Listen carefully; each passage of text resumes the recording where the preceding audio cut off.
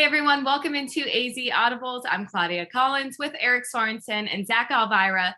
Last week, we talked all about the 4A through 6A playoffs, but now this week, the Open Division playoffs begin after a bye week. So what are you looking forward to, Eric, now that we're finally getting into the meat of this? Claudia, I think you said the magic word, and the magic word to me is bye week. It comes at the perfect time for all of these open teams. It's a long season when you really think about it, guys. Going back, Arizona high school football is basically a year-round thing now.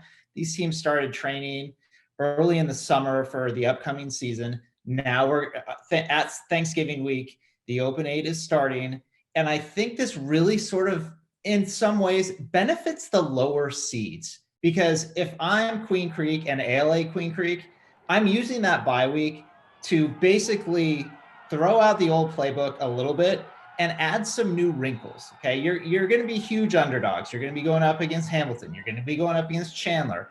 If I was Ty Detmer at ALA Queen Creek or Travis Sherman at Queen Creek, let's just throw some new wrinkles in. Let's try to get these other teams off balance. ALA Queen Creek has sort of seen the speed and size and talent of the Open since they played Saguaro and actually played them really close.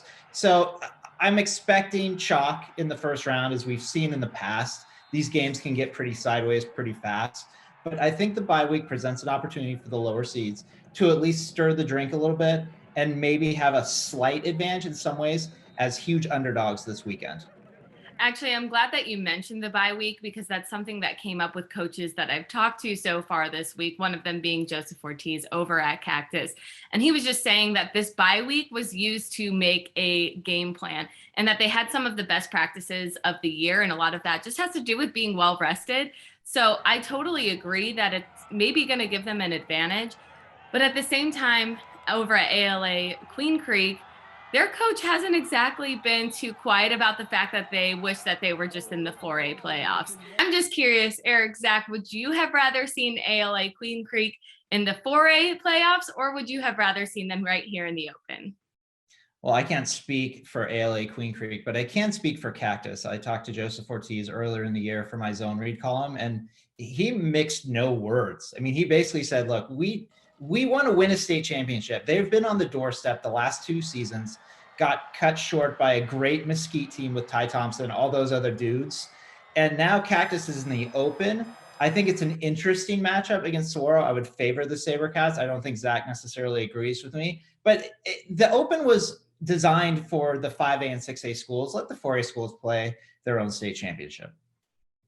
Yeah, that Cactus Saguaro matchup is one of the 2 that I'm really looking forward to, the other one being Basha and Liberty. Eric, you said that you don't know if I agree with you with the Saguaro, with your favor for Saguaro in that matchup. And I could see Saguaro winning, but for some reason, I feel like all the momentum has to be with Cactus at this point. They've been called the underdogs all season long. They get to play a home playoff game. Saguaro has basically been doing that 2 quarterback system, and we don't know how that's going to look in the playoffs, whether they're going to actually shift with one person or stick with the 2. I think Cactus has the ability to kind of exploit that matchup a little bit. But with that being said, Saguaro is so talented, I still would not be surprised at all if the SaberCats came out on top on that one. So, Zach, are there any other games that you're really looking forward to seeing? Definitely Basha Liberty. I'm having a hard time deciding which one of those 2 I'm going to. Basha and Liberty actually scrimmage in the preseason, and Coach McDonald there at Basha said that Liberty team was one of the best teams he's ever actually had to face. They're physical, obviously, with Jack Stam back there as safety, probably one of the better safeties in the state, if not the best. And then that offensive line can move people around. They did it against Chandler a little bit. And not only that, but they have a really nice overall balanced attack between the run game and the pass game as well. That is going to create a lot of challenges for Basha. I don't think they've seen a team similar to Liberty, except for when they played Highland a few weeks ago. And I think Highland and Liberty are very, very similar in the overall physicality, how the offense works. And I think overall that's going to be a really good matchup as well, despite it being a 3-6 matchup. I mean, on paper 3-6, but in reality, those are probably 2 of the top 4, top 5 teams in the state for sure. Yeah, I tend to agree with you, Zach. And I also look at Basha as sort of the new kids on the block in the Open. Liberty's been down this road before. I saw them play Pinnacle earlier this year. Their defense hits so hard. They're so sound on both sides of the ball. It's going to be a great matchup when you take Basha's great offense and put it up against Liberty's amazing defense. Well, I know we're all excited to see the outcomes of all of these games this Friday and as the Open Division continues. If you want more AZ Audibles, head to sports360az.com.